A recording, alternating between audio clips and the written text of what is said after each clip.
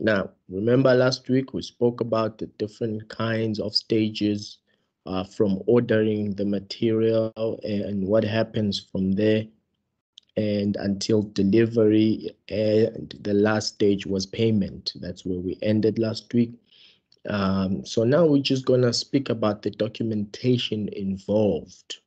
Okay, if you remember, we did speak about it a little bit, but this is the documentation that we are going to be talking about.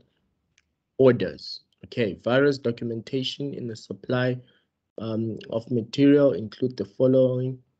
This is orders. This is an ordering note, and we have requisitions. What are requisitions? We'll talk about that. Delivery notes as well. We'll talk about that. Advice notes. What is that? We'll talk about it. By the end of this lesson, you will know exactly what those are. Receipts and invoices, which you are most likely familiar with.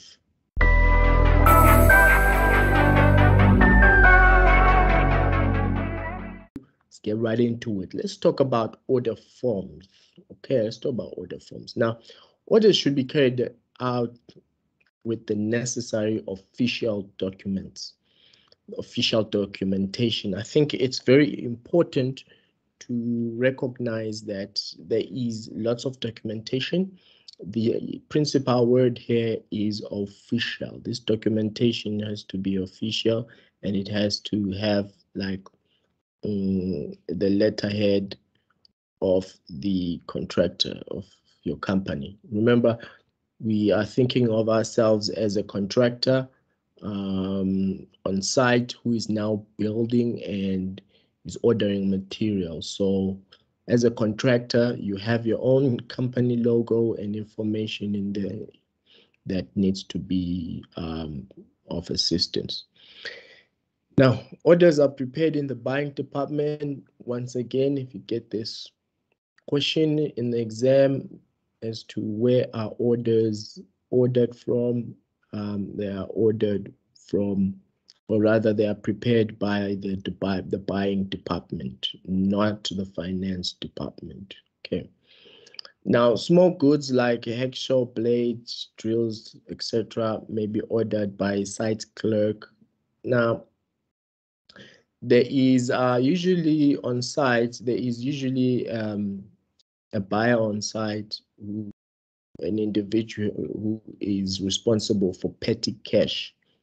Now, petty cash is the amount of money that is considerably smaller just to buy the everyday supplies that might be needed and be needed quickly and need not to be ordered but can just be bought.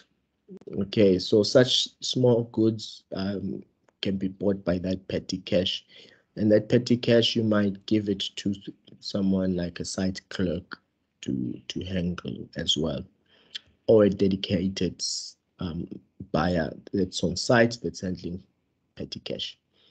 Now, the standard format of an order form include company's name and a postal address where invoices can be sent. Well, this is a given. This is the information that goes on the official document order document, that there needs to be a company logo. Well, the logo goes with the name and information such as postal address, website, telephone numbers, all those basic information, they have to be on the order document. Okay, orders must be made out in quadruple. Okay, one copy. I need you to pay attention to this one, because you might get this question in the exam asking you who are the four that need to receive the order form. One copy for the supplier, one copy for the site to be compared with delivery notes, one for the accounts department to be compared with invoices, and one is retained in the buying department for reference filling. If that was too fast for you, read it again slowly. But for your sake, let me just repeat it. So you got 4 copies. 1 copy goes to the site. I'm talking about the order form now. Okay, 1 copy goes to the accounts department or the finance department. It's the same department. Okay, and then the other copy remains with the buying department. Okay, so how many did I count here? I counted 1 site, 2 accounts, 3 retained by the buying department. Hey, there should be a 4th one. Okay. Oh, the 4th one is the supplier. Sorry, I missed the obvious one, the real one. So it's like 1 is going out to the supplier, and then 3 is remaining within the contractor, just different departments within the contractor. The accounts department, the buying department, and the site department. I think that makes sense. Okay, now let's talk about requisitions. Okay, now requisition is used to inform the buying department of some needed goods which should be ordered. Okay, let me just finish it because we need to know exactly who issues a requisition. What we've established so far is that the requisition form goes to the buying department, but from who? Let's find out. A requisition content is very much the same as that of an order form. Only the logo may be a bit different because it is an internal document. Okay, it doesn't exactly say here who issues it, but let me give you a scenario. We need extra bricks on site. The buying department doesn't know about that, so maybe someone like a clerk works will then prepare, or a storekeeper will then prepare a requisition form and informing the buying department to order more bricks from the supplier. So the storekeeper or the clerk works cannot directly go to the supplier to order. The clerk works orders from the buying department using a requisition form. So a requisition form is really an internal document, and thus it might not need all the information that's on the order document. It doesn't even need a logo if that's the case, but it may have it. It just doesn't need all that other information because it's internal after all, you know. But what's important here is that the requisition is an internal form from the department on site to the buying department. Okay, if you can catch it there. Now let's talk a little bit about the advice notes. What is an advice note? An advice note is sent by the supplier to the site well in advance of the actual delivery. Let me finish reading this up before I explain it. The advice note must include, must include the following information: description of goods, delivery date, method of transport, and offloading. So this document is now, it's not an internal document, it's an external document. It's from the supplier to the site. Okay, to the department on the site. Let's say the storage department. And it's really just telling the site department that they should expect the material, when should they expect it, what type of material, how is it going to be transported, what time it's going to arrive, what date, what conditions the material should be stored as well. So it's just it's advising the department on site, the storage department on site, that the material is coming and this is how you should store it, and it's coming on this date and this time. This is how it's coming. This is how you should handle the material as well and store it. Okay, so what's important here is that it's coming from the supplier to the department on site. Okay, if you can just understand that. Okay.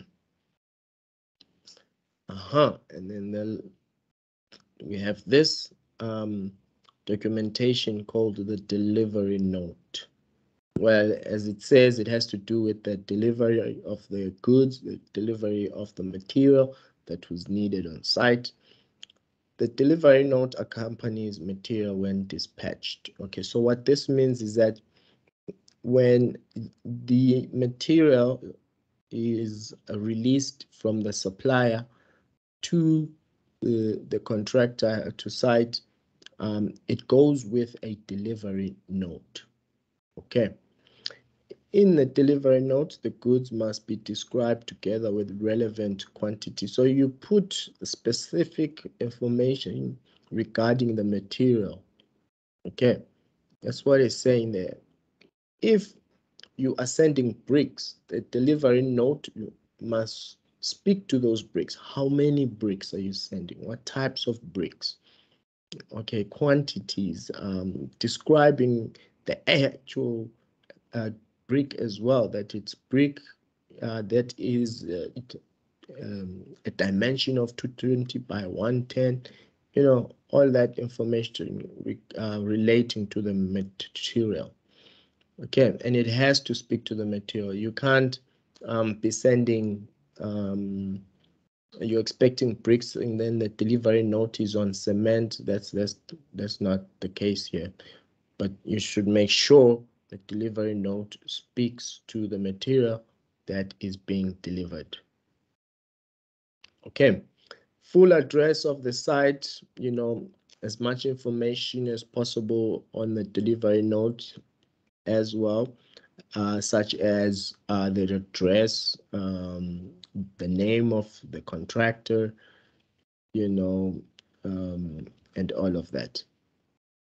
The transport driver must supply 2 delivery notes, one for himself as a check for his employer that he has delivered the goods, and one for the site reference. Well, this makes sense because 2 copies have to be signed, and 1 copy has to remain with the site, whoever it is. Maybe it's a storekeeper or the clerk works, doesn't matter.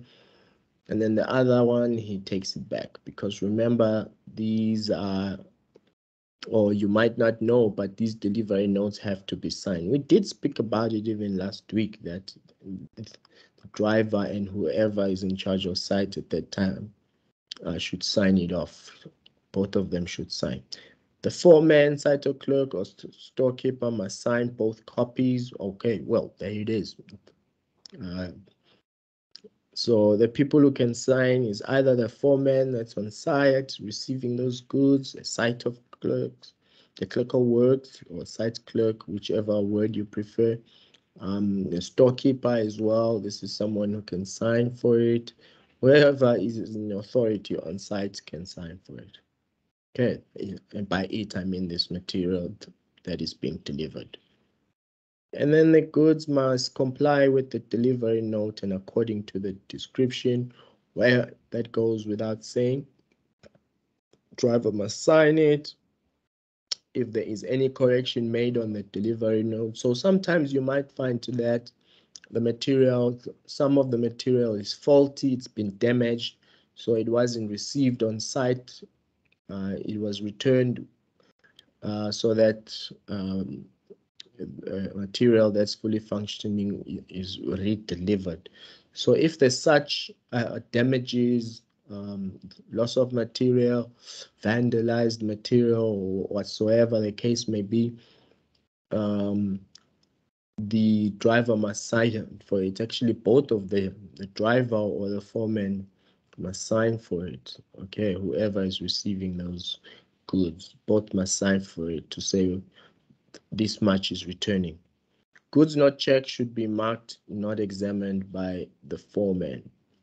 Okay, sometimes there's so many, like if you can imagine bricks, there's so many bricks when they're being delivered, 1,000 bricks, you can't check each and every single one of them. So, you know, those that haven't been checked may be marked that they haven't been examined. It's just an option that's there, that's available. Okay, now just to speak about one more point regarding delivery notes. Delivery notes must be collected and sent to the head office of the builder, where it will be used to compare with original order and with invoice before payments are done. This goes without saying, because remember, on site it doesn't work like you when you go to buy groceries. In site, you order first, and then the goods are delivered, and then payment happens as a last step. So it makes sense that the delivery note should then go back to the office, to the buying department, and to the accounts department as well, particularly the accounts department, to verify that these much goods were received. Okay, so the accounts department will then pay for the goods that were actually received, for the material that was actually received. The damaged ones, there's no need to pay for damaged ones, because remember, damaged ones returned with the truck driver to be replaced. Payment for those can only be made once they have been delivered. Okay, that's it. Now, that's it about delivery notes. Let's talk about invoices. Now, this sounds familiar to you. You might know invoices. So, invoices are requests for payment. So, check this out. The truck driver will return with the delivery note to the supplier.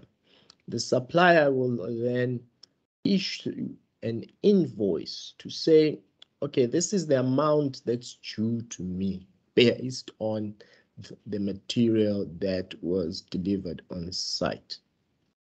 Okay. Invoices look very familiar to delivery notes because they state the same basic information. So it literally says this much delivery material was delivered, so I'm due this much. Okay, the only difference is that the rates and total prices of goods are clearly there. So the difference between a delivery note and an invoice is that an invoice contains prices, whereas a delivery note does not. Okay, the person on site does not need to know how much a brick is, because it has nothing to do with money. The person on site, they're just concerned about the actual construction. But remember, invoices are going to the accounts department, so the accounts department are interested in the money. So that is why invoices contain amounts of money, the prices, the total prices, the price of one brick, and the total price that's due. Okay, now a copy of the invoice should accompany the payment. This is just talking about after the contractor has made the payment. They must make the payment based on the actual invoice that was sent. So, you know, a copy of that invoice can be attached to the receipt as well. We'll talk about the receipt next. Great care must be taken to ensure that invoices are not paid twice. Oh, these things happen, mistakes, where you find that there's a double payment on invoices. This happens, this is very common, more than you expect it to be, but it's very common in construction, where double payments happen, where invoices are sent and the contractor makes a payment, and then you know, as orders are continuing, the supplier sends another one, the same one, without realizing, and pays for it. and the contractor pays.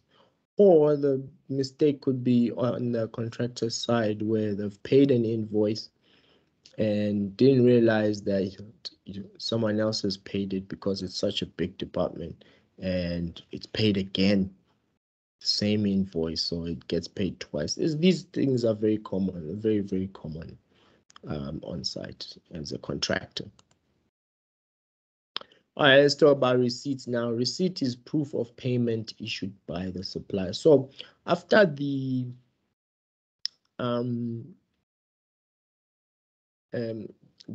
supplier sends an invoice, okay, to the contractor, and then the contractor makes the payment. Once the payment reflects in the bank account of the supplier, then the supplier prepares a receipt to give to the contractor. So both invoices and receipts are coming from the supplier. So if you get the question in the exam, what's the difference between an invoice and a receipt? Just remember that a receipt is made after payment has been done, and then an invoice is made before payment has been done. That's the difference between the two. Receipts must be compared with invoices to avoid double payment. We've spoken about this double payment that happens on site. Receipts are important documents and should be kept on file. Very important because they are proof that payment was made. Should there be a litigation, then receipts can be taken out. Receipts may be needed again in case of disputes. That's why I'm talking about litigation. There's a dispute. Perhaps supplier says, you never paid us the money for the material we delivered. Then if that payment was actually made, then the contractor can say, hold up, here is a receipt. Here are the receipts that that payment was made. And then you know what? That dispute will be settled right there and then. Okay. Okay, let's talk about further documentation then.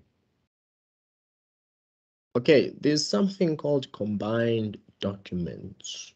The above mentioned documents may be combined in a way that a number of carbon copies are used. Copies of delivery notes could be used as invoices, and after payment, another copy could be used as a receipt. Okay, so all this is saying is that some of this documentation can be combined. Like, for example, an invoice could be a receipt as well, or a receipt can be an invoice. You combine the two, instead of releasing an invoice and a receipt, you just release one thing combined. You can combine them just to avoid a lot of papers. But these days, things are digital, so it might not be necessary to do that. But in case still using papers, then it can definitely be combined. Okay. All right, so you might get this question in an exam, like, which of these documents do you think can be combined? Okay, one of the answers is invoice and a receipt can be combined. All right. Now, this is the last slide that we'll be talking about today. How to cut down on wastage. Okay, wastage of what? Wastage of material or wastage of papers, documents? Well, let's go on to find out. Number one, correct material must be ordered. Okay, so if they ask you this question in the exam, how can you avoid wastage in in a contractor? One of the things is to make sure that correct material is ordered Number two, offloading and handling must be supervised. The reason it needs to be supervised is because, if it's unsupervised, you might get mishandling of the material, damaging of the material, vandalism of the material. These things often happen if supervision is not available. Okay, number three, avoid overstocking. Well, overstocking might sound like a good thing, having more material than you need. Might sound like a good idea, but it's actually not, because it might cause further damages to the material. So just store enough to use for a particular period, and then more can be ordered after them. But you do not want the storage to be filled at a capacity of 100%. No. So 100% storage could often be, considered overstocking. Anything from 100 to above, that's overstocking.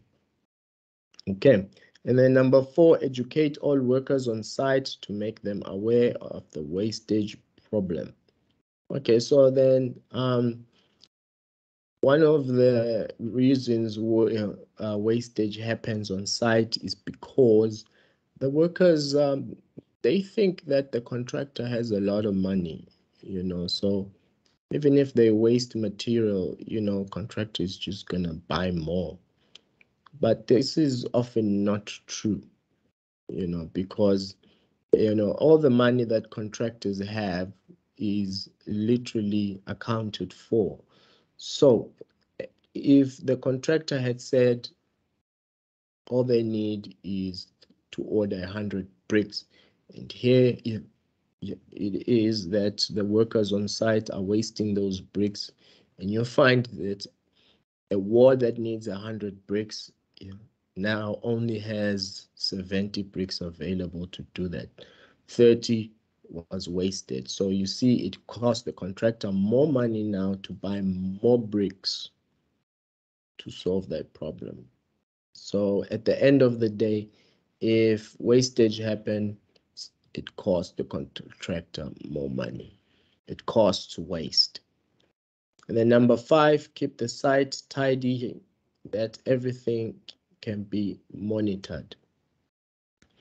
Okay, so by everything we mean material. So what are we talking about here when we're talking about wastage? We're actually talking about the wastage of material.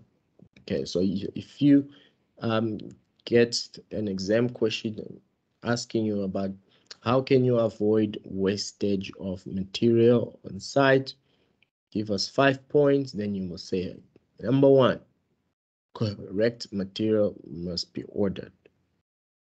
Number two, handling of this material must be supervised. Number three, overstocking must be avoided. Number four, workers must be educated about the wastage problem and be told that if they waste, it costs the company money.